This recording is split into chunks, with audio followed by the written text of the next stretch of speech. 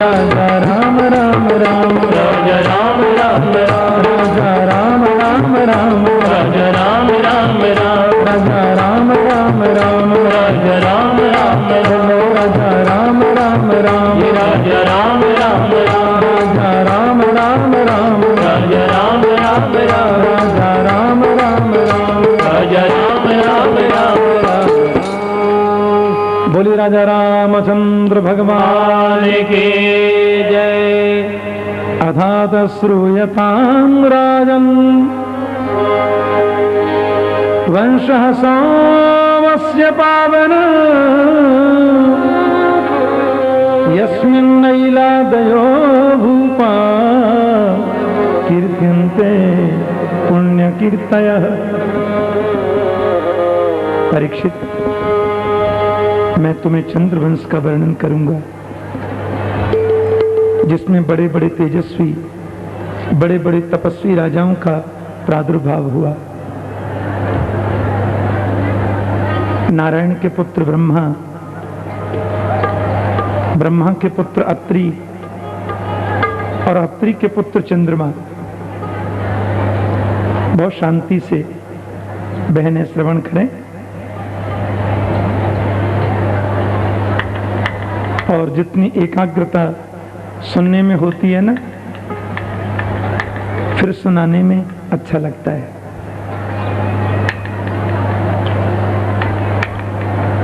तो नारायण के पुत्र ब्रह्मा, ब्रह्मा के अत्रि, अत्रि के चंद्रमा, चंद्रमा के बुध, बुध के पुरुरवा। इसी वंश में आगे ऋषि हुए गाधी, जिनकी बेटी सत्यवती ऋचिक की पत्नी बनी। महाराज ऋचिक जी ने सत्यवती जी के यहाँ जो पुत्रों को जन्म दिया उसमें जमदग्नि है। जमदग्नि के 4 पुत्रों में सबसे छोटे परशुराम हैं और गुणों में बहुत बड़े हैं। इधर महात्मा गाधी में जो पुत्र हुआ उन्हें विश्वामित्र बोलते हैं। विश्वस्य आसमंतात मित्र, पूरे विश्व का जो भली भांति मित्र है उसको विश्वामित्र कहते हैं। ऐसा अद्भुत विश्वामित्र का जीवन है। इसी वंश में आगे राजा नहुस हुए और नहुस महाराज के जति, जजाति, संजाति, आयति, बियति, कृति, ये 6 पुत्र हुए। महाराज जजाति जो हैं उनका विवाह शुक्राचार्य की बेटी देवयानी से हुआ, क्योंकि महारानी देवयानी जो ब्राह्मण पुत्री है और दैत्यों के राजा बृहस्पति उनकी बेटी है शर्मिष्ठा, क्षत्रिय पुत्री, दोनों सहेली हैं। एक बार दोनों ही सखियों के साथ में जंगल में गईं। भगवान शिव पार्वती उधर से जा रहे थे। राजकुमारी शर्मिष्ठा ने जल्दी जल्दी में देवयानी के वस्त्रों को पहन लिया। दोनों में विवाद हो गया और शर्मिष्ठा ने देवयानी को कूप में धक्का दे दिया। उधर से राजा जजाति जा रहे थे, जिन्होंने देवयानी को कुएं से निकाला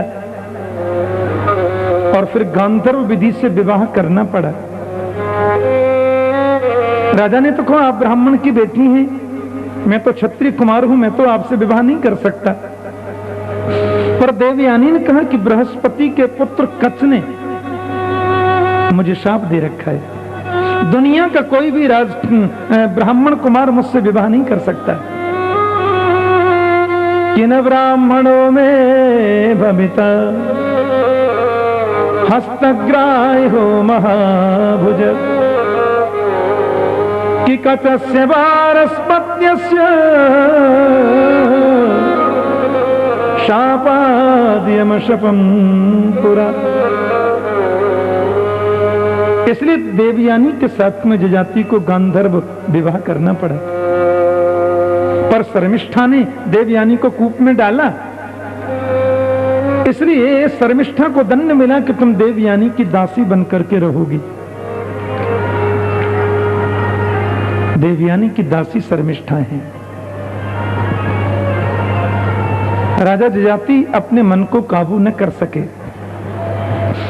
और उन्होंने दासी को पत्नी के रूप में स्वीकार कर लिया। यदुंच तुर्वसुम चैव देवयानीभ्य जायत द्रुह्युम चानुम च पूर्वम शर्मिष्ठा वार्ष पर्वणि। देवयानी को 2 पुत्र हुए, द्रुह्यु, यदु और तुर्वसु। शर्मिष्ठा को 3 पुत्र हुए, द्रुह्यु, अनु और पुरु। शुक्राचार्य ने देखा मेरी बेटी के संग धोखा कर दिया, दासी को पत्नी बना लिया, दामाद ने राम राम राम राम, बेटी के 2 बेटा, दासी के 3। मैं शाप देता हूं मेरे माता जी बुढ़े हो जाए। बोलो जय श्री कृष्ण। याति ने कहा मैं यदि वृद्ध बनता हूं तो आपकी पुत्री को ही कष्ट होगा। यह तो मैंने सोचा ही नहीं था। अपने किसी एक बेटी की युवावस्था आप ले लें और उसको बुढ़ापा दे के काम चला। राजा ने बड़े बेटा यदु से युवावस्था मांगी। उसने सोचा मैंने यदि पिताजी को युवावस्था दी तो मुझे मातृ संबंध का दोष लगेगा बदल के। लेकिन छोटे बेटा पुरु ने युवावस्था दे दी और बेटे की युवावस्था को लेकर के जजाति ने 1000 वर्षों तक कामोपभोग किया। एक दिन बैठे बैठे मन में बड़ा वैराग्य आ गया कि न जातु काम कामानां उपभोगेन शम्यति हविषा कृष्णवर्तमेव भूय एवाभिवर्धते। कामनाओं की शांति कभी काम के भोग से पूरी नहीं हो सकती। जलती हुई अग्नि में कोई एक एक चम्मच घृत डाले तो भी अग्नि कभी बुझ नहीं सकती। कामनाओं की शांति कभी कामोपभोग से पूर्ण नहीं हो सकती। उसको तो बस में करो। देखना इंद्रियों के न घोड़े भगे, उनमें हरदम यशयम के कोड़े लगे। अपने रथ को सुमार्ग लगाते चलो, कृष्ण गोविंद गोपाल गाते चलो। एक राजा थे, वो अपनी प्रजा को उपदेश करते थे, मन को वश में करो, इंद्रियों को वश में करो। लोग ज्यादा गौर से उनकी बात को सुनते नहीं थे। राजा ने एक दिन कहा भाई मेरे पास में एक बकरा है, इस बकरे को भरपेट कोई घास खिला देगा मैं उसको पुरस्कार दूंगा। लेकिन बकरे का पेट भरा, इसकी परीक्षा तो मैं स्वयं लूंगा। एक व्यक्ति बकरे को दिन भर घास खिला करके लाए, दरबार में खड़ा किया, परीक्षा लो साहब। राजा ने उसके मुंह के सामने घास डाली, बकरे ने तुरंत मुंह लगा दिया। उसकी तो आदत, कितनी घास खिलाओ, हरी घास देखेगा तो मुंह तो लगा ही देगा। बकरे की आदत होती है। 50 व्यक्ति फेल हो गए। एक महात्मा बोले ये राजा बड़ा सत्संगी है, कुछ कहना चाहता है। तो राजा ने महाराज महात्मा जी बोले मैं परीक्षा लेना चाहता हूं। हाँ सब आप ले जाओ। महात्मा जी बकरे को जंगल में लेकर के गए। पहले तो उसको थोड़े चना बना खिला दिए, भुने हुए, मजबूत बना दिया। पर जल में जैसे ही बकरा हरी घास खाने को गया, महात्मा ने एक डंडा दिया मुंह पे, खबरदार जो एक तिनका भी घास का खाया। बकरे ने थोड़ा सा फिर घास से मुंह लगाया, दूसरा डंडा फिर दिया मुंह पे। हरी हरी घास के पूरे जंगल में घूमकर बकरा आया, एक तिनका भी खाया नहीं। दरबार में लाकर खड़ा कर दिया, लो साहब परीक्षा। राजा बोले आज बिल्कुल घास नहीं खिलाई क्या? आपको इससे कोई मतलब नहीं जी, आप तो परीक्षा लीजिए। राजा ने घास की पोटली खोली और जैसे बकरा के सामने घास रखी, बकरा ने घास की पोटली को देखते अपना मुंह फेर लिया, क्योंकि डंडे वाला पीछे ही खड़ा है। मैंने खाया तो डंडे पड़ेंगे। ये बकरा कोई और नहीं है, हमारा मन ही बकरा है, हमारी इंद्रियां ही बकरा हैं।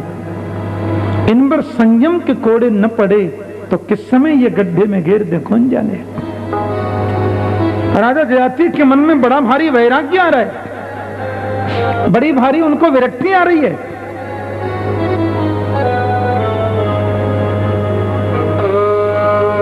पूर्णम वर्षः सहस्रम में विषयान सेवतो सकृत। 1000 वर्ष बीत गए विषयों को भोगते भोगते। अब खाई सो खाई, आगे खाई सो राम दुहाई। बेटा पुरु को युवावस्था वापस कर दिया, अपनी वृद्धता लेकर के सीधे वन को चले गए। सातत्र निर्मुक्त समस्त संग आत्म्यानुभूत्या वियुत स्त्रीलिंग परे मले ब्रह्मणि वासुदेवे लेवे गतिम भागवतीम प्रतीत। भगवान को पा लिया। अब इनके छोटे बेटा पुरु महाराज के वंश में आगे दुष्यंत जी हुए। कैसा जीवन। शकुंतला से जिनका परिणय हुआ, विश्वामित्र की पत्नी, विश्वामित्र की बेटी, और साक्षात कण्व ऋषि ने जिसको पाला वो शकुंतला महाराज दुष्यंत की पत्नी बनी। और उन्हीं शकुंतला के गर्भ से जिस अद्भुत बालक ने जन्म लिया उसी का नाम भरत है। अरे उसी के नाम से तो इस राष्ट्र का नाम भारतवर्ष है, जिसको आजकल लोग इंडिया बोलते हैं। राम राम राम राम, ये भी कोई नाम है?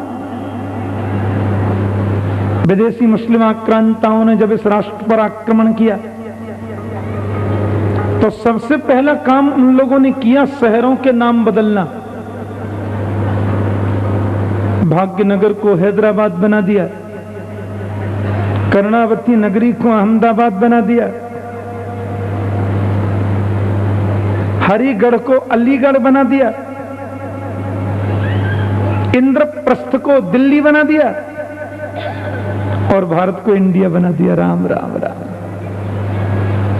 अब इंडिया की व्याख्या क्या होती है वो इस पवित्र मंच पर मैं ज्यादा खुलकर तो नहीं बताऊंगा। आप तो इतना ही समझ लो कि व्याकरण के अनुसार इंडिया नपुंसक लिंग होता है, न पुल्लिंग न स्त्रीलिंग। कितना सुंदर नाम है मेरे राष्ट्र का भारत। या तो हिंदुस्तान या तो हिंदुस्तान। इंडिया, इंडिया कोई नाम नहीं। और इतना सुंदर नाम, भारत जैसा सुंदर नाम विश्व के किसी देश में नहीं है। ये भरतवंशी चंद्रवंशीय महात्मा भरत के नाम पर इसका नाम भारत। और 3 भरत हुए ना, मैंने कहा उन तीनों की गरिमा है इस राष्ट्र में। सिंह के बच्चों से खेलता भरत, इसीलिए तो भारत है। उन्हीं भरत महाराज के यहां पर अंतदेव हुए। ऐसा परोपकारी जीवन, जिस राजा ने अपने खजाने को लुटा दिया प्रजा में दुर्भिक्ष पड़ने पर, और 40 दिन तक अंतदेव ने कुछ खाया नहीं, घर में कुछ बचा नहीं, 12 वर्ष पानी बरसा नहीं, और थोड़ा कुछ बचा तरह से चावल पका करके भगवान का भोग लगा के खाने को तैयार हुए। एक ब्राह्मण आकर बोला, बड़ा भूखा हूं मैं। राजा ने कहा, भूखे क्यों रहते हैं आप, लीजिए ना सब। अपने सामने के चावल उस ब्राह्मण को खिला दिए। पड़ोसी राज्य से पानी मंगाए थे, देवी आज पानी का ही भोग लगा के पाए। और जैसे ही वो जल ग्रहण करने लगे तो 5 कुत्तों को लेकर कोई चांडाल आ गया। मैं भी प्यासा, मेरे कुत्ते भी प्यासे। परंतु देव ने वो संपूर्ण जल कुत्तों को पिलाया। कितना सुंदर भाव है बिना स्वर के। रंतदेव महाराज जब उनको अपना जल पिलाने लगे, आकाश की ओर देखा और नेत्रों में आंसू आ गए और बोले, हे मेरे परमात्मा, यदि तुम हमसे बहुत प्रसन्न हो तो मुझे एक ही वर देना। न कामयेना तदप्यहं क्वचिन् नयत्युष्म चरणाम्बुजा सब महत्तमां हृदयान्मुखच्युतो विधत्स्व कर्णायुत मे समेवर।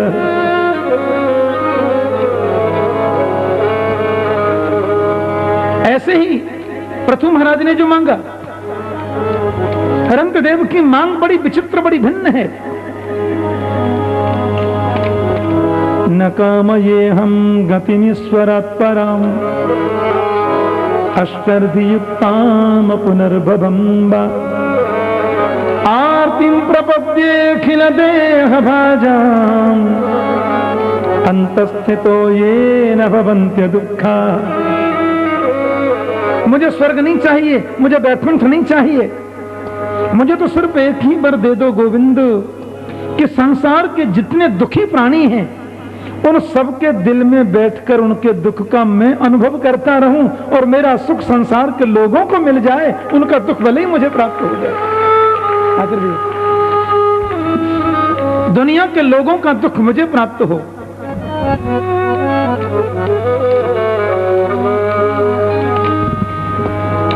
दुनिया के लोगों का दुख मुझे मिल जाए, मेरा सुख संसार को मिले।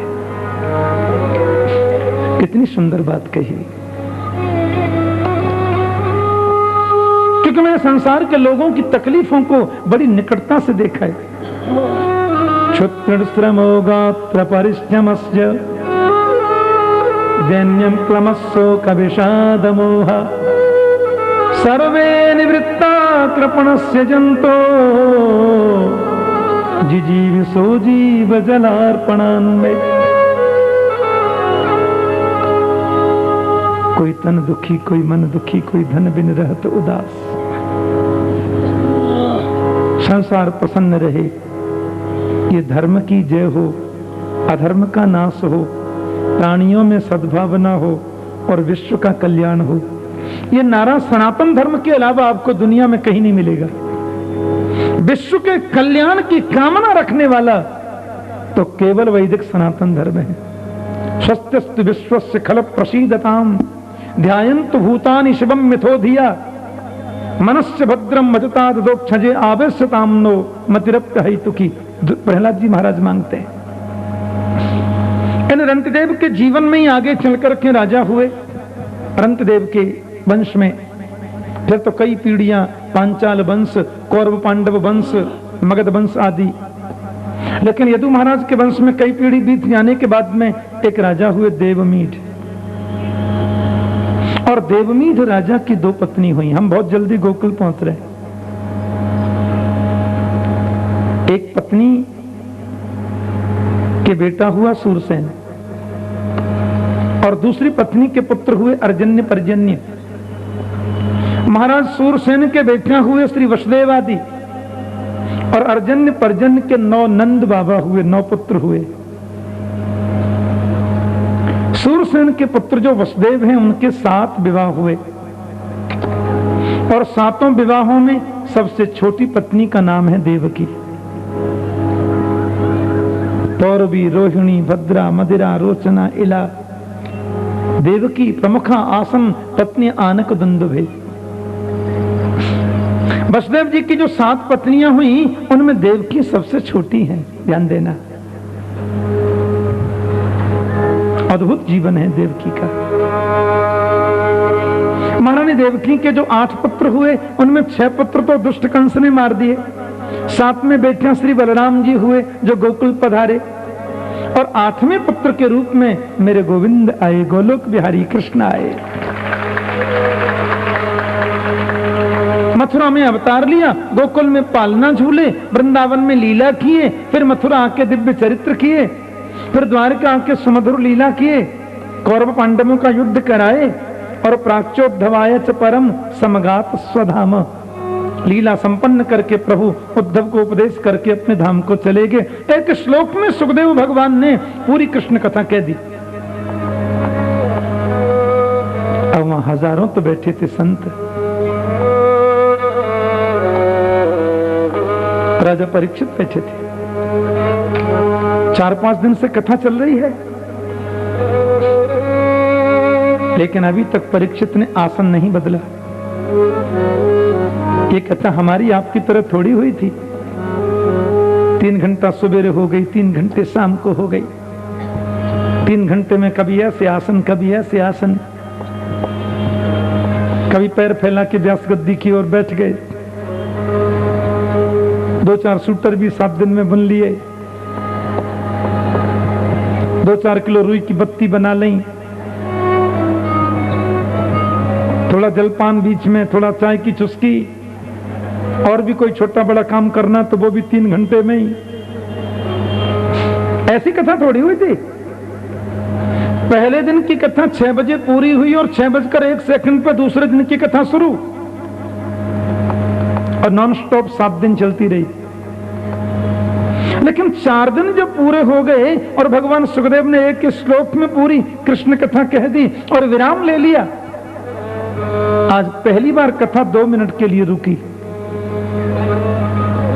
प्राच्योद्धवाय च परम समगात स्वधाम। राजा परीक्षित ने ऋषियों की ओर देखा। ऋषि बोले, सुखदेव जी तो ऐसे बैठे। ऋषियों ने परीक्षित को इशारा किया, पूछो क्यों रुक गए। राजा परीक्षित ने डरते डरते भगवान सुखदेव जी से पूछा, गुरुजी हो गई कृष्ण कथा। सुखदेव जी बोले, अभी सुना तो दी। मथुरा में जन्म लिया, गोकुल पलना झूले, वृंदावन ये किए, मथुरा ये किए, द्वारका ये किए, चले गए।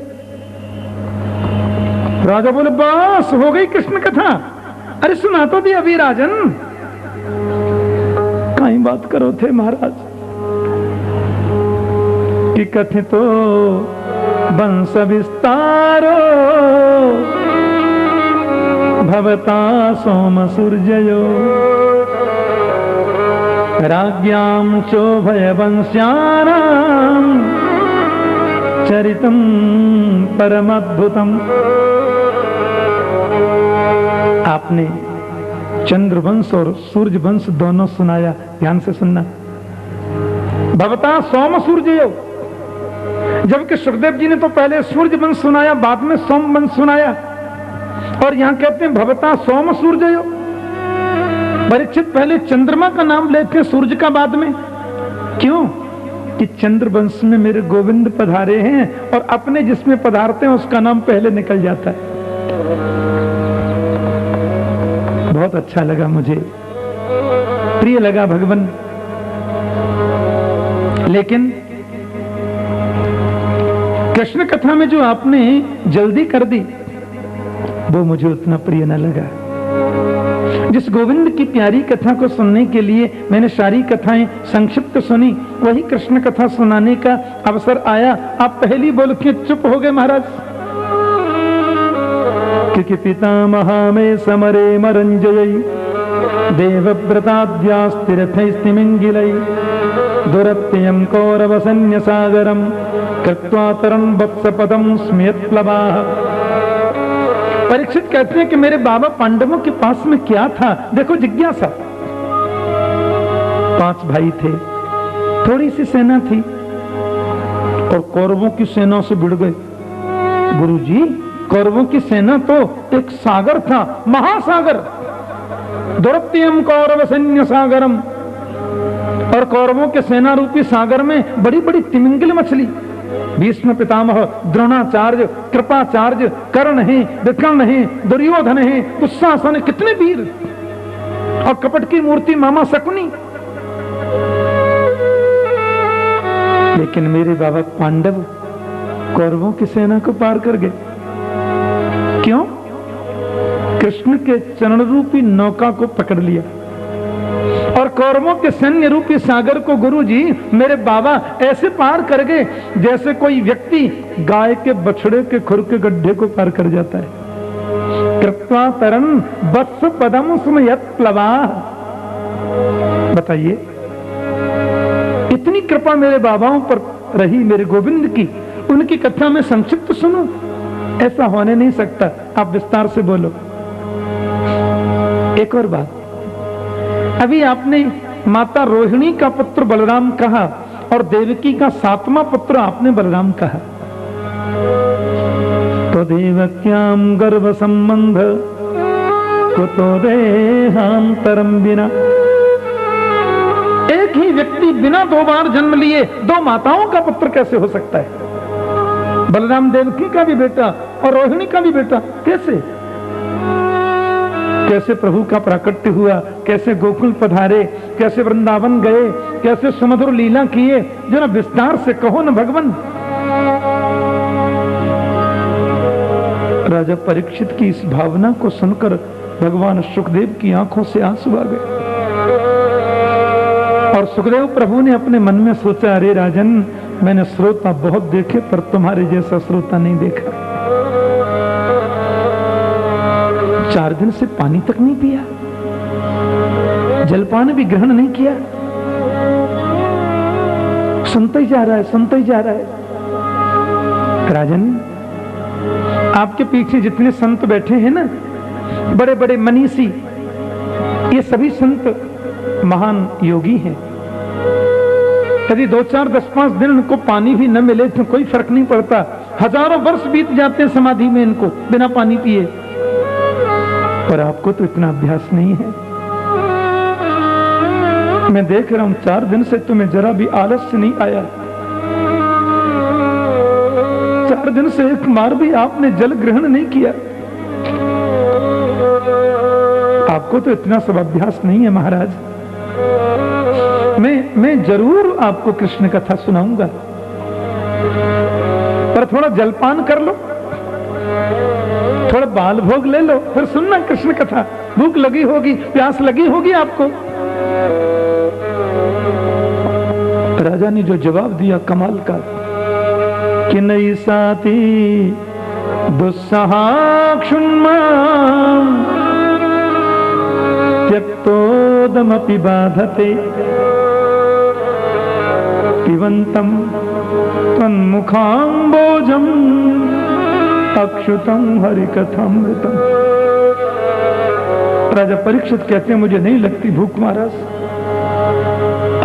आपके मुख रूपी चंद्रमा से मेरे गोविंद की अमृतमय कथा बरस रही है। यह अम्भुज का मतलब चंद्रमा होता है, कमल नहीं। आपके मुख रूपी चंद्रमा से बहने वाली प्रभु की चिन्मयी कथा मैं अपने कानों के माध्यम से पी रहा हूं। किसी को अमृत पीने को मिले तो गंदा पानी क्यों पिए? किसी को अद्भुत मिष्ठान्न खाने को मिले तो कोई गुड़ खाकर मुंह चिपकना क्यों करे? आप तो मुझे कृष्ण कथा सुनाइए, और मुझे बिल्कुल भूख नहीं लगती महाराज। आप तो सविस्तार कहिए। सुखदेव स्वामी ने कहा, राजन, आप जैसा श्रोता मुझे मिले तो 7 दिन तो क्या, मैं 7 महीना नॉन स्टॉप सुनाता चलूं। ऐसा श्रोता कोई मिले तो सही। वक्ता में कोई सामर्थ्य नहीं होती कथा कहने की, श्रोताओं के चेहरे की आकृति कथा को बदल देती है। श्रोता कितने भाव से सुनते हैं ये उनके चेहरे पर लिखा होता है, और उसी से कथा बदल जाती है। भगवान सुखदेव कहते हैं, राजन, पृथ्वी पर पाप जब ज्यादा बढ़ता है तो गौर भूत्वा श्रमुखी खिन्ना क्रंदंती करुणम विभो। पाप बढ़ने लगा तो गाय का रूप धारण किया पृथ्वी ने, और देवताओं को साथ लेकर के ब्रह्मा जी के पास में गई। ब्रह्मा बोले, क्या हुआ बेटी? बोले, इसी प्रकार पाप बढ़ता रहा तो मैं रसातल में डूब जाऊंगी, मैं नहीं रह सकती। देवताओं ने कहा, पृथ्वी माता बहुत दुखी है महाराज, कुछ करिए। ब्रह्मा ने कहा, तुम लोग जरा मौन हो जाओ, मैं 2 मिनट जरा भगवान से कांटेक्ट कर लेता हूं। बोलो जय श्री कृष्ण। सो ब्रह्मा जी ने मोबाइल उठाया, बोलो जय श्री कृष्ण, और गोविंद से बात कर ली। हाँ, ये विज्ञान भारत में लाखों वर्ष पहले था। विदेशों में बड़ा रिसर्च चल रहा है ऋग्वेद के ऊपर, बड़ा ज्ञान और बड़े विज्ञान का व्याख्यान है उसमें। वायव्यास्त्र, पाशुपतास्त्र, आग्नेयास्त्र, ब्रह्मास्त्र, शास्त्रों में इन अस्त्रों का वर्णन आता है। आज से 40 वर्ष पहले लोग इन बातों पर विश्वास नहीं करते थे। ऐसा भी कभी हो सकता है? अर्जुन ने बाण चलाया, अग्नि बरसने लगी, ऐसा कभी होता है? अर्जुन ने बाण चलाया, बारिश होने लगी, ऐसा कभी होता है? लोग विश्वास नहीं करते थे, पर आज के वैज्ञानिक लोगों ने शास्त्रों की उस बात को सत्य करके दिखा दिया। 91 में जब युद्ध हो रहा था ना इराक के साथ में पश्चिमी देशों का, उसका लाइव टेलीकास्ट मैंने देखा है।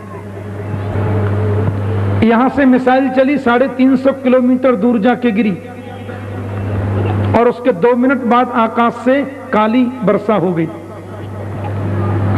फिर उधर से कोई मिसाइल जोर से चली, 400 किलोमीटर दूर जाके गिरी और आकाश से अंगार बरसने लगे। महाभारत का युद्ध हो रहा है कहां? कुरुक्षेत्र में। और संजय उस युद्ध को बैठ करके बता रहे हैं धृतराष्ट्र को। कहां पे? हस्तिनापुर में, तकरीबन 300 किलोमीटर की दूरी। कैसे बता रहे हैं? और धृतराष्ट्र की आंख नहीं थी, संजय की आंखें थी। और महाभारत के युद्ध का लाइव टेलीकास्ट हो रहा था 5500 वर्ष पहले। संजय उसको देख रहे हैं और धृतराष्ट्र को बता रहे हैं। ये टीवी बिजली से चलता है, वो मंत्र से चलता था। बीच में विज्ञान का लोप हो गया, हमारे शास्त्रों में वो धरे रूप में रह गया। ऐसे ऐसे विमानों का वर्णन भागवत में आता है। ऋषि कर्दम का विमान है भगवान। ऐसे ऐसे विमानों का वर्णन लोग विश्वास नहीं करते थे, आज विज्ञान ने उसको सत्य करके दिखा दिया। आज जितने भी विमान चल रहे हैं विश्व में, सब कंप्यूटराइज हैं। उसमें पायलट जो होता है वो तो खाली नाश्ता करता रहता है बस। बोलो जय श्री कृष्ण। विमान उड़ाते समय थोड़ा संभालता है, उतरते समय संभालता है, बाकी विमान अपने आप चलता है कंप्यूटर से। ये विज्ञान मेरे राष्ट्र में लाखों वर्ष पहले था। कर्दम ऋषि के विमान का वर्णन आता है। कितने ऋषियों ने सूखे पत्ते खाकर इस विज्ञान का निर्माण किया है। अब इसका मोबाइल रूप अख्तियार कर लिया, बिना तार का फोन। पहले इसको आप ये मानिए कि जिससे बात करनी होती, आंख बंद करी, मंत्र पढ़ा और दो बात हो गई। 10, 20, 50 वर्ष में हो सकता है ऐसा भी होने लगे, क्योंकि रिसर्च जारी है। बोलो जय श्री कृष्ण। ब्रह्मा ने 2 मिनट में आंखें बंद की और खोल करके बोले, पृथ्वी मेरी बात हो गई भगवान से। क्या कहा? बोले गिरम समाधो गगने समीरिताम निशम्य वेदास्त्रिदशानुवाच गां पौरुषिं मे शृणुतामरा पुनर् विधीयतामासु तथैव माचिरम। मेरे हृदय रूपी आकाश में भगवान ने आकाशवाणी कर दी और बता दिया कि मैं कहां कहां अवतार लूंगा।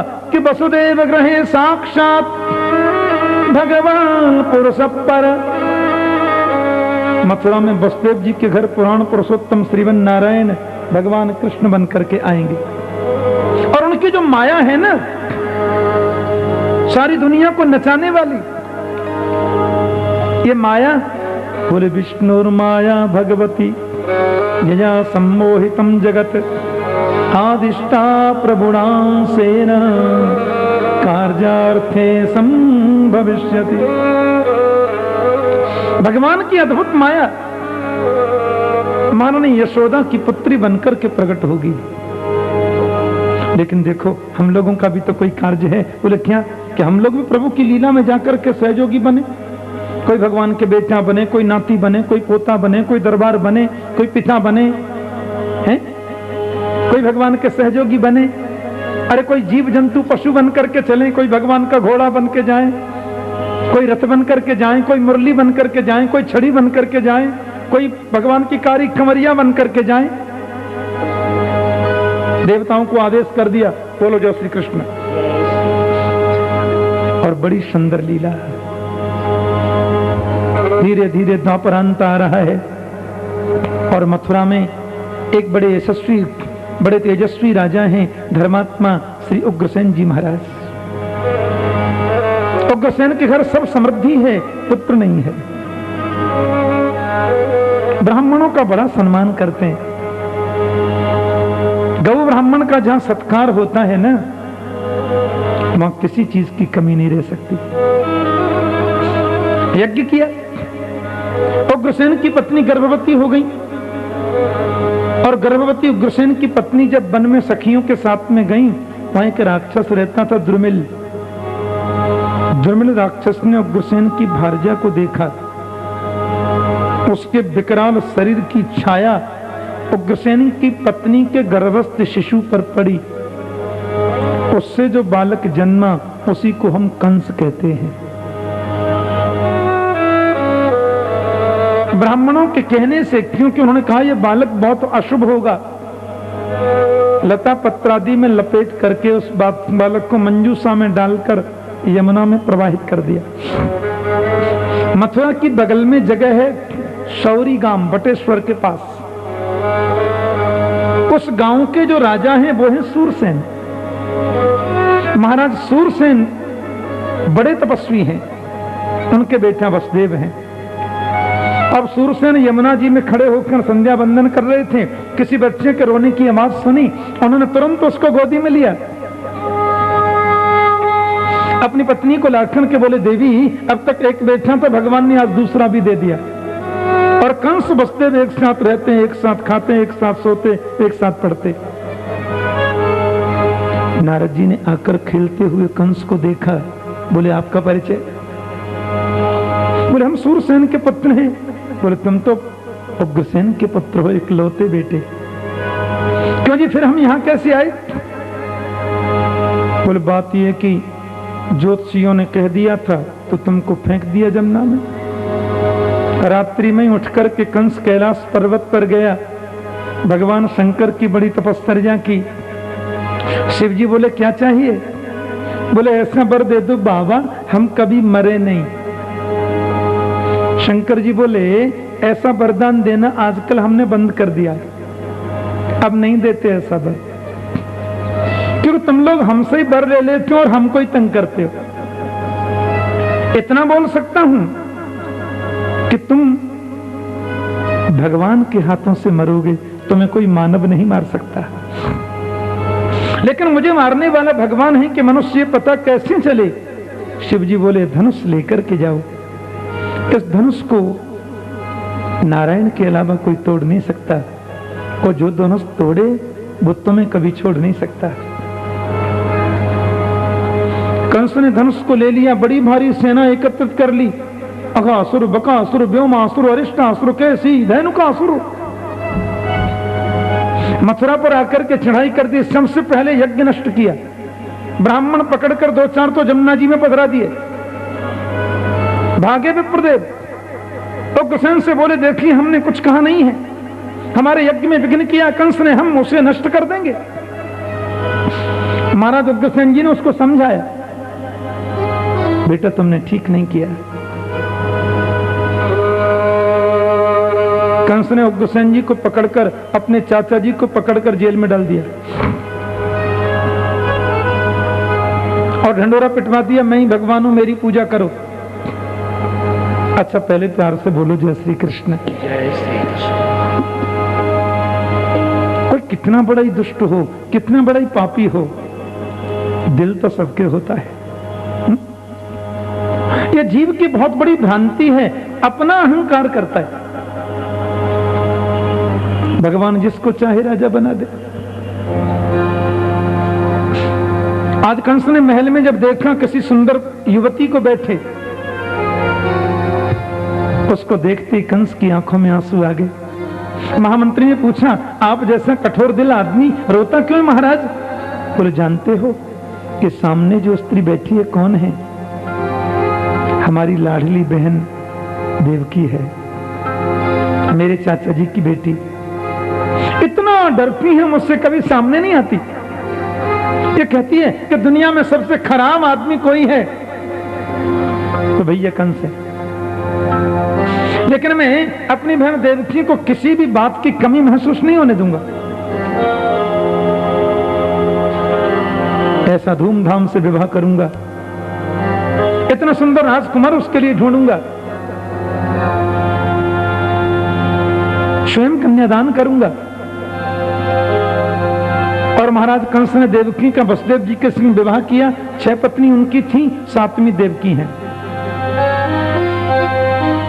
जेल में से पिताजी चाचा जी सब निकले और महाराज देवक ने अपनी बेटी देवकी के विवाह में कितना कन्यादान किया, कितना दहेज में सामग्री दी। भागवत में लिखा है कितने घोड़े, कितने हाथी, कितने दास, कितनी दासियां, गाड़ियों में भर भर के सामग्रियां, हीरे जवाहरात दिए। और देवकी वसुदेव का विवाह होने के बाद में कंस स्वयं उनको विदा करने जा रहा है। एक बात कहूं, हमारी बहनों का और देवताओं का स्वभाव बिल्कुल एक जैसा होता है। जैसे देवता अपने मन में किसी बात को छुपा नहीं पाते, बहनें भी कुछ छुपा तो नहीं पाती। भाई लोग तो 2-4 कहीं मिल जाएं तो ज्यादा वार्ता नहीं करते, जय श्री कृष्ण, फिर उनका मुंह पश्चिम में, इनका मुंह पूरब में। ईगो प्रॉब्लम रहता है। हम कैसे बोले हमारे 5 गाड़ी, 3 बंगले, 4 फैक्ट्री, इतना 1000 करोड़ का टर्नओवर, हम पहले से काहे को बोले? वो कहेगा बड़ा होगा तो अपने लिए होगा, हमने तो अपने मकान के सामने रोड पे इटालियन लगवा रखा है, हम कोई कम थोड़े ही है। लेकिन बहनों में ये बात नहीं होती। बहनें यदि 2-4 एक जगह मिल जाएं तो सत्संग शुरू। और जो बड़ी होंगी ना वो शुरुआत करती हैं, बोलो जय श्री कृष्ण। मन में कोई छुपाव नहीं रखते। बिल्कुल ऐसा ही स्वभाव देवताओं का है। अब देवकी को विदा करने कंस जा रहा है, थोड़ा चुप रहे आते देवता तो क्या बिगड़ता।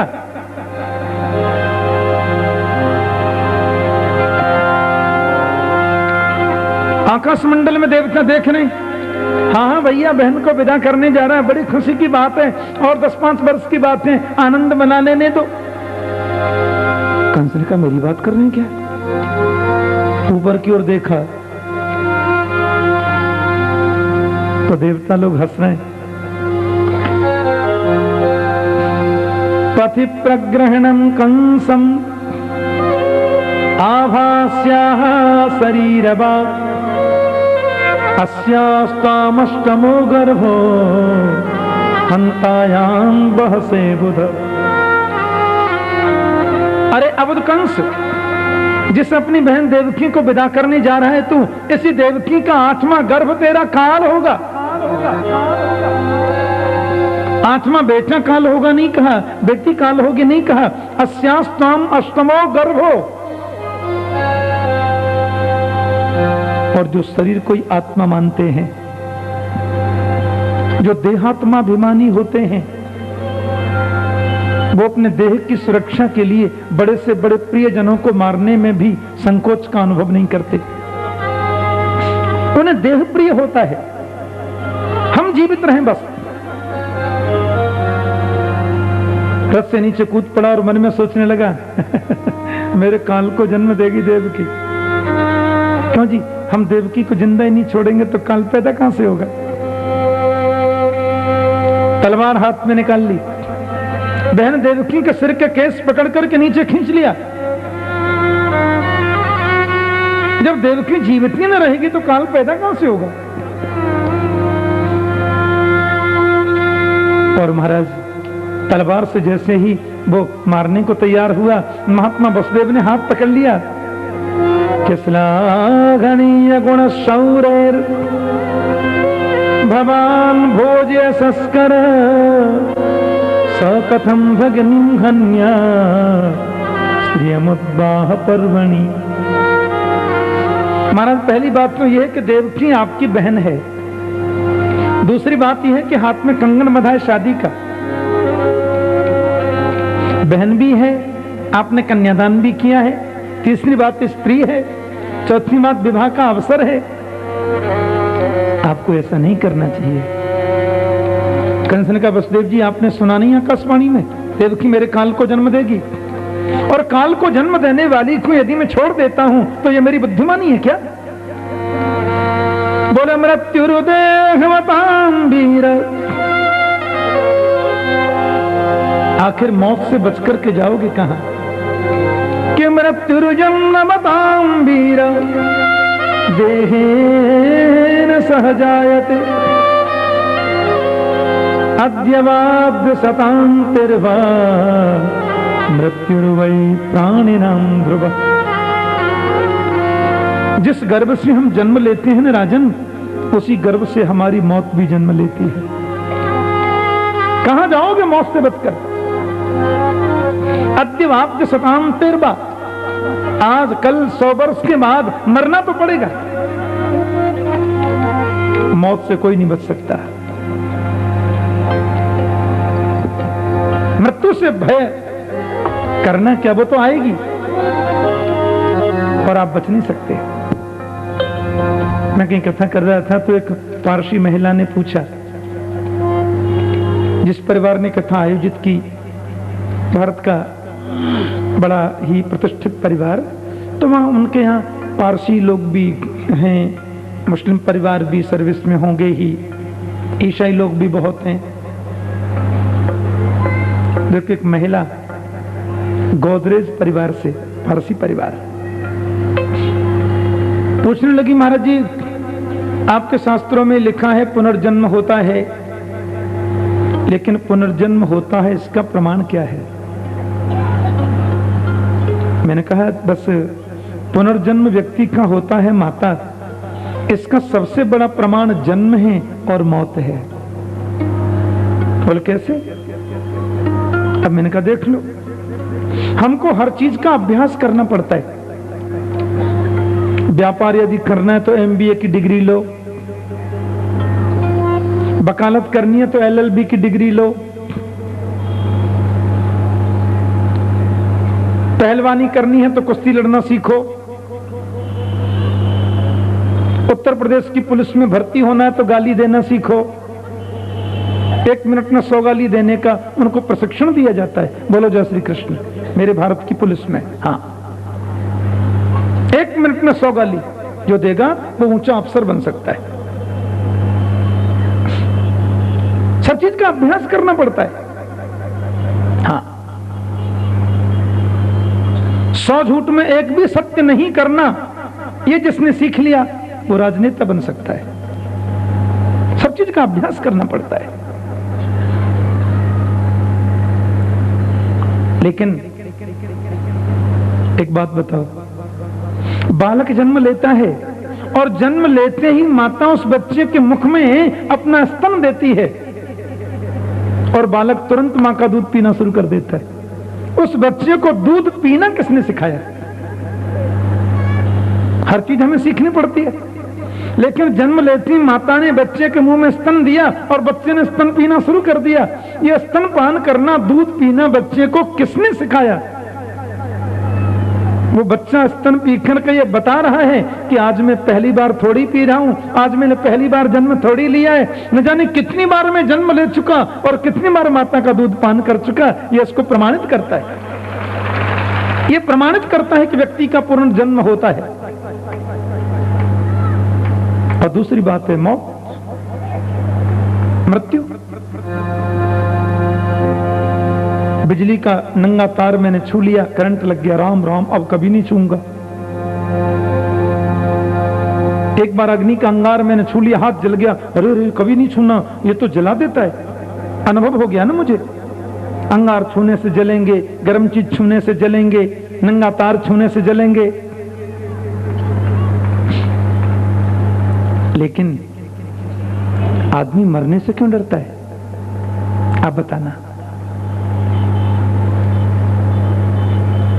किसी आदमी ने ज्योतिषी जी को जन्म कुंडली दिखा दी और ज्योतिषी ने बोल दिया 6 महीने मर जाओगे तुम, मार के इस ग्रह लगाए।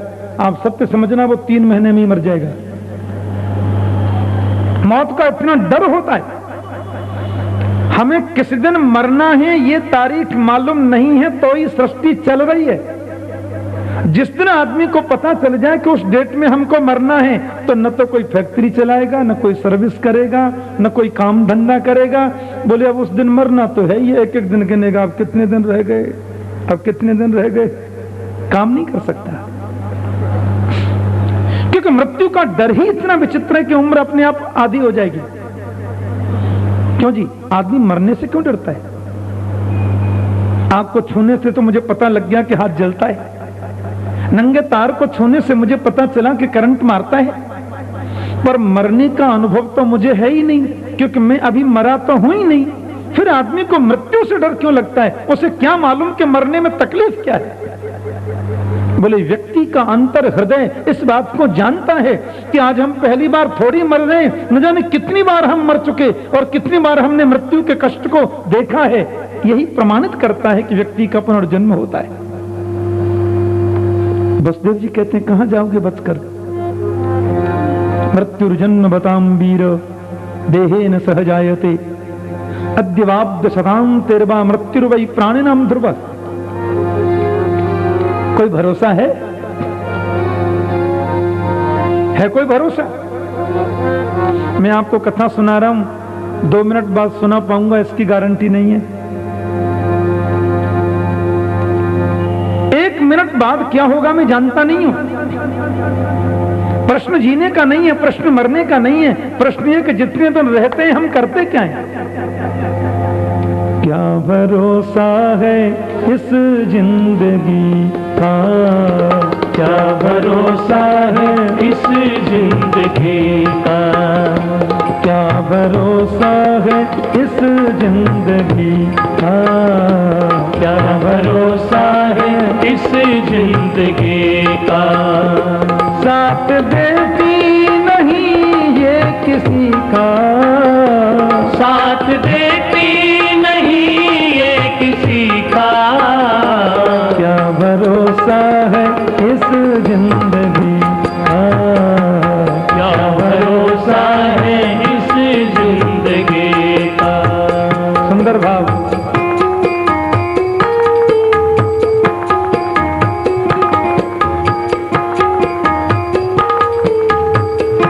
किसी का साथ दिया है जिंदगी ने,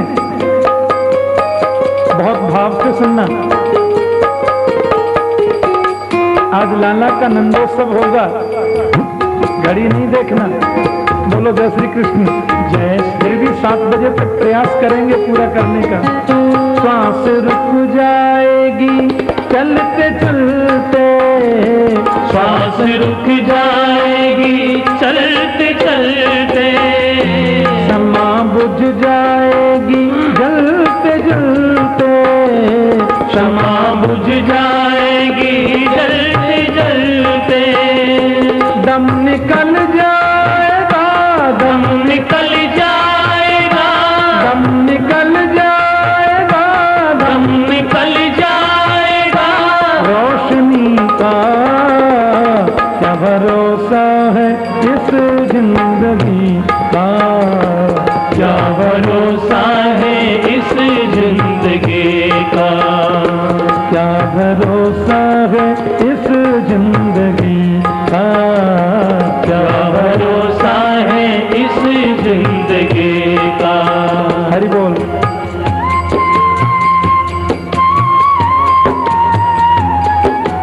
जीवन के फल का भरोसा नहीं है, इसलिए जो फल मिले हैं उनका उपयोग करना ही हमारा है। सुंदर बात।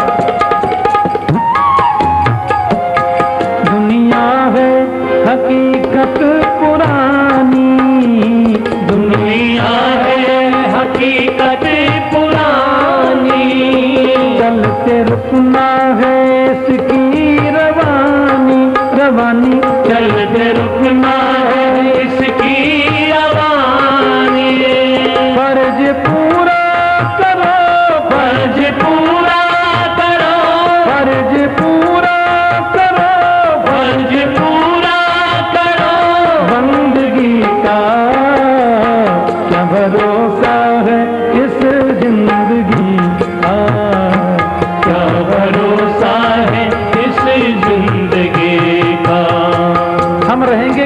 जरूरी नहीं है। प्रेम तो रहेगा, मोहब्बत तो रहेगी। दुनिया की हर चीज बदलने वाली है, पर प्रेम कभी नष्ट नहीं होता, ध्यान देना।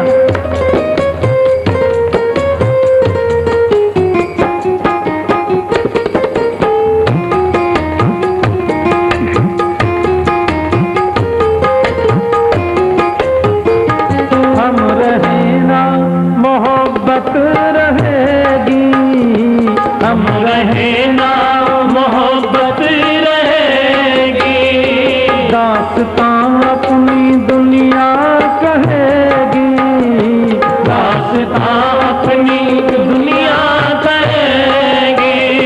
नाम रह जाएगा, नाम रह जाएगा, नाम रह जाएगा, नाम रह जाएगा, नाम रह जाएगा, नाम रह जाएगा, नाम रह जाएगा, नाम रह जाएगा। आदमी का क्या भरोसा है इस जिंदगी का, क्या भरोसा है इस जिंदगी का, क्या भरोसा है, क्या भरोसा है, क्या भरोसा है, क्या भरोसा है, क्या भरोसा, क्या भरोसा है, क्या भरोसा है। फिर तुम्हें देवकी से कोई भय नहीं है, देवकी के पुत्रों से भय है। और जितने भी पुत्र देवकी के गर्भ से जन्म लेंगे मैं तुम्हें सौंपता जाऊंगा। कंस ने कहा 8 नहीं हो जाए तब तक जेल में रहना पड़ेगा, मंजूर है। देवकी वसुदेव जेल में डाल दिए। महाराज वसुदेव जी की 5 भार्या महल में ससुर जी के संरक्षण में हैं। बड़ी भार्या महारानी रोहिणी जो यशोदा की परम सहेली भी हैं, वे गोकुल में वास करती हैं। महारानी देवकी ने जेल में प्रथम पुत्र को जन्म दिया जिसका नाम कीर्तिमान है। कीर्तिमंतम प्रथमजम कंसायान कुदुंदुभि। दूसरे बालक को जन्म दिया, फिर तीसरे को दिया, फिर चौथे, 5वें, 6वें को दिया। और देवकी जी के गर्भ से 7वां बालक जन्म लेने वाला है। भगवान ने देखा गड़बड़ हो जाएगा, योग माया को बुलाकर कहा एक काम करो न देवी। योग माया बोली क्या? बोले देवकी के गर्भ में जो 7वां बालक है ना, वो हमारे लक्ष्मण जी हैं। राम अवतार में ये छोटे भाई बन के आए थे, मेरी बहुत सेवा की थी, अभी बड़े भाई बन के आ रहे हैं। क्यों जी, जब वहां छोटे थे तो इधर बड़े क्यों बन के आ रहे हैं? बात यह है कि राम जब 14 वर्ष के वन में गए तो राघवेंद्र सैन कर रहे थे, लक्ष्मण जी पंखा कर रहे थे। रात्रि के 1:30 बजे राम जी की नींद खुली। लक्ष्मण तुम अभी सोए नहीं? लक्ष्मण बोले थोड़ी और सेवा कर दूं, सो जाऊंगा। ठीक है। 1 घंटे बाद पुनः नींद खुली। लखन तुम अभी सोए नहीं? लक्ष्मण बोले सो जाऊंगा, थोड़ी और सेवा कर दूं जी। राम ने कहा देखो बड़े भाई हैं, हमारी बात माननी चाहिए, जाओ चुपचाप सो जाओ। लक्ष्मण जी मन मार करके लेट गए। 14 वर्ष सोए तो वो थे ही नहीं, पर मन में सोचने लगे छोटा भाई हूं ना, इसलिए मत करने दो सेवा, मैं कुछ कर नहीं सकता, अगली बार बड़ा भाई बन के आऊंगा फिर तुम्हें बताऊंगा। वही लक्ष्मण जी कृष्णावतार में बड़े भाई बन के आ रहे हैं, बलराम। और कल से तो बहुत मीठी मीठी कथा है। कृष्ण बलराम जब जंगल में गौ चराने के लिए गए, तो बलराम को याद आ गई अब मैं छोटा थोड़े ही, अब तो बड़ा हूं। लाला यहाँ पे आ। कन्हैया बोले कहाँ बात है? और जल्दी आ। और जैसे गोविंद गए तो बलराम ने कृष्ण को पकड़ लिया, अपनी गोद में सुला लिया। एक हाथ से सिर को दबाते जा रहे हैं और दूसरे हाथ से पंखा कर रहे हैं। बड़े भाई छोटे भाई की सेवा कर रहे हैं गोदी में सुला के। कन्हैया बोले भैया जी आप बहुत देर से पंखा झल रहे हैं, अब हार गए होंगे, रहने दो। बलराम बोले ना हारे, चुप रहे। बड़ा भाई तो ऐसे ही बोलता है, भैया जी आप इतनी देर से पंखा झल रहे हैं, अब हार गए होंगे, रहने दो। बलराम बोले ना हारे, चुप रहे। 3 घंटे हो गए। कृष्ण बोले अब आप बहुत हार गए होंगे, रहने दो भाई जी, इतनी देर से पंखा जल रहे हैं। बलराम बोले चुप, बोलने की जरूरत नहीं है, समझे, चुपचाप सो जाओ। बड़े भाई जो करते हैं सो अच्छा करते हैं, छोटे बीच में नहीं बोलते। कृष्ण डर के मारे सो गए। बलराम जी घंटों तक सेवा करते रहे। तो डांटकर भी प्रभु की सेवा करने का अवसर मिलेगा, इसलिए वे लक्ष्मण जी महाराज यहाँ बड़े भ्राता बलराम जी बन करके आ रहे हैं। प्यार से बोलो जय श्री कृष्ण। लेकिन देखा कि यहाँ तो जन्म लेते ही मामा कंस मारने को चले आते हैं, और ये तो बहुत अच्छी बात नहीं है। इसलिए प्रभु ने योग माया को बुलाया और कहा हमारे काम कर दो ना देवी। क्या? और देवकी माता के गर्भ में जो 7वां बालक है उनको तुम गोकुल में पहुंचा दो, माता रोहिणी के गर्भ में स्थानांतरित कर दो, और तुम यशोदा माँ की बगल में कन्या बन के सो जाना। जब 8वीं बार में जन्म लूंगा ना, मुझे ले आएंगे आदरणीय वसुदेव जी, और मुझे वहां सुना देंगे, तुमको लाके यहाँ दे देंगे। ये काम तुमने कर दिया देवी, बड़ा कलयुग में तुम्हारी प्रतिष्ठा होगी। क्या नाम अधेयानि कुर्वन्ति स्थानानि च नरा भुवि दुर्गेति भद्रकालीति विजया वैष्णवीति च। कलयुग में तुम्हारा बड़ा नाम होगा, दुर्गा, भद्रकाली, विजया, वैष्णवी। अर्चिष्यन्ति मनुष्यास्त्वाम सर्वकाम वरेश्वरीं धूपोपहार बलिभि सर्वकाम वरप्रदाम। योग माया को क्या लगता है, 7वां बालक इधर से हटाया, वहां स्थापित कर दिया माता रोहिणी के गर्भ में। कंस ने पूछा क्यों भाई 7वां क्या हुआ? बोले साहब सूचना मिली है कारागृह से कि 7वां बालक नष्ट हो गया है। कंस बोले अच्छा हुआ ना, मेरे को मारना पड़ता, अपने आप ही मर गया। पर बलराम जी का अवतार तो गोकुल में हुआ, रोहिणी माता के यहाँ, इसलिए बलराम माता देवकी के भी पुत्र हैं और रोहिणी के भी पुत्र हैं परीक्षित, क्योंकि उन्होंने कुछ समय देवकी के गर्भ में प्रवास किया, कुछ समय माता रोहिणी के गर्भ में निवास किया। ऐसा। अब तो 8वां बालक आ रहा है। मैं कहीं कथा कर रहा था तो कोई सज्जन मेरे से बोले क्यों जी भगवान कभी गर्भ में आते हैं क्या? अरे मैंने कहा गर्भ में आने से जो भगवान न रहे वो भगवान कैसा? हम तो कहते हैं 1-2 दिन नहीं, 2-4 महीना नहीं, पूरे 9 महीना भगवान गर्भ में रहते हैं, और फिर भी वो 120% भगवान है। बोलो जय श्री कृष्ण। 120% भगवान है। कर्तुम अकर्तुम अन्यथा कर्तुम समर्थ ईश्वर। भगवान जन्म लेकर भी अजन्मा है, अजन्मा होकर भी 1000 जन्म ले सकते हैं। इसलिए माता देवकी के गर्भ में आए।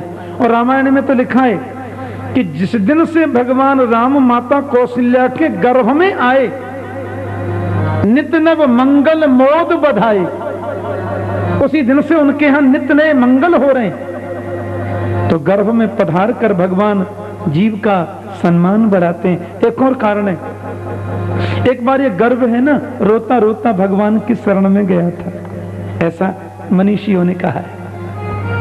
कन्हैया बोले कहिए कौन है आप?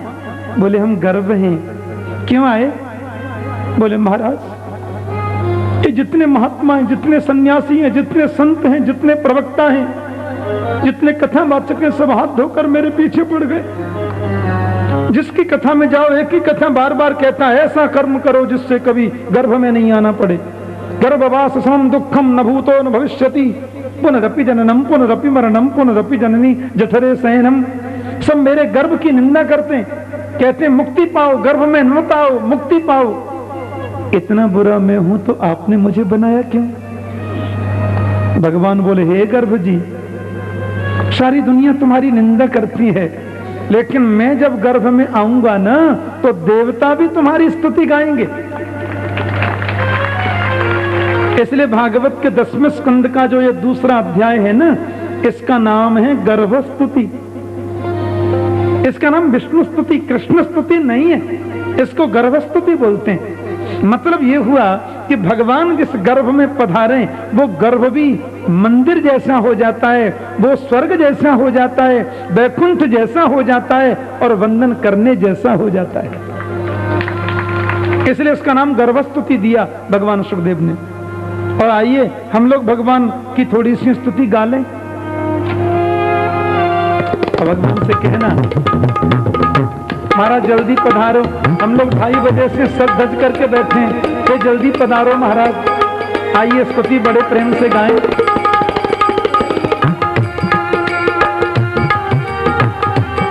जय हो।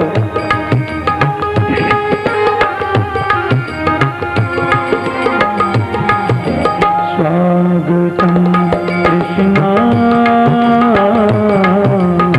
स्वागतम कृष्णा स्वागतम कृष्णा स्वागतम कृष्णा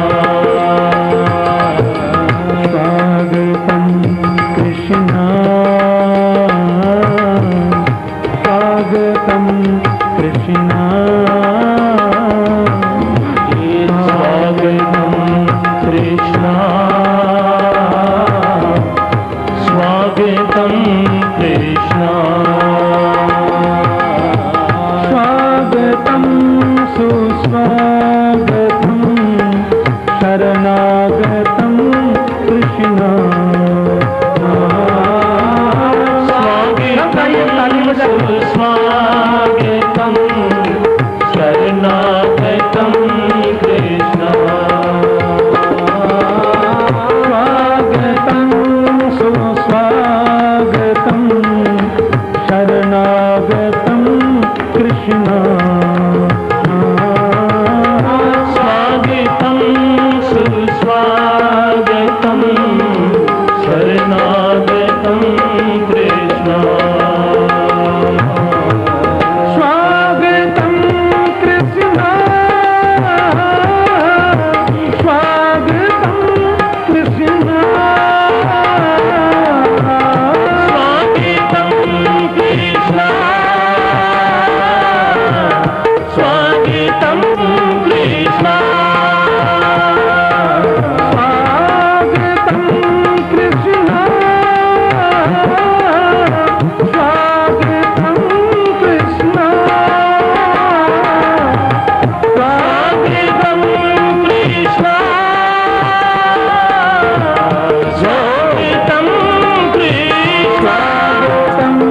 सुस्वागतम शरणागतम कृष्णा।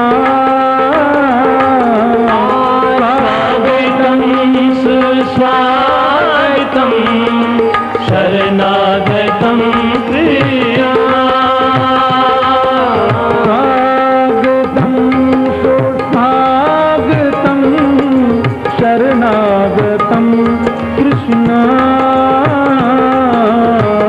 स्वागतम सुस्वागतम शरणागतम कृष्णा स्वागतम कृष्णा स्वागतम कृष्णा स्वागतम कृष्णा स्वागतम कृष्णा सत्यव्रतं सत्यपरं सत्यं सत्यस्य योनिं निहितं च सत्ये सत्यस्य सत्यमृतसत्यनेत्रं सत्यात्मकं त्वां शरणं प्रपन्ना। एकायनोऽसौ द्विफल त्रिमूल चतुरसः पञ्चविधः षडात्मा सप्तप्रगोष्ठ विखतो नवाक्षो द्विसखगो यादिवृक्ष। स्वागतं कृष्णा स्वागतं कृष्णा स्वागतम कृष्णा स्वागतम कृष्णा स्वागतं कृष्णा स्वागतं कृष्णा स्वागतम कृष्णा